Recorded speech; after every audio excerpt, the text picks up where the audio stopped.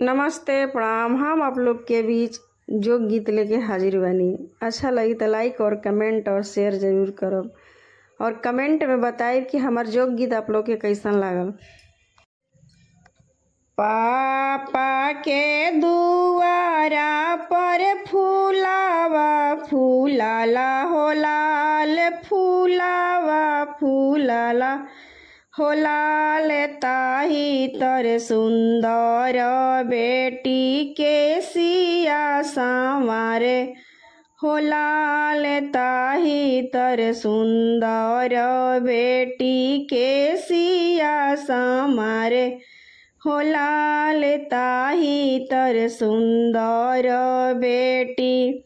के सिया संवारी बेटी जुड़ावा बनौली हो लाल जुड़ावा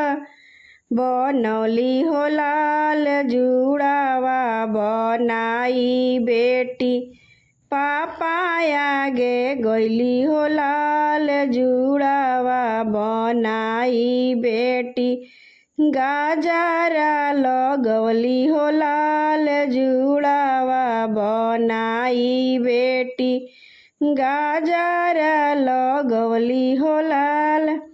गाजरा लगवली बेटी पापा आगे गैली हो लाल पापा आगे गैली हो लाल सेंदूरा सुहाग बिना मंगिया सुना लागे हो लाल सेंदूरा सुहाग बिना मंगिया सुना लागे हो लाल घर में से निकलेली बेटी के अम्मा हो लाल बेटी के अम्मा हो लाल ऐसन जोग करबो बेटी मंगिया तोहरो भरिहे हो लाल ऐसन जोग करबो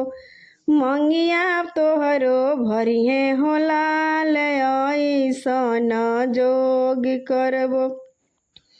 सूरज मनाइब बेटी अदित मनाइब हो लाल अदित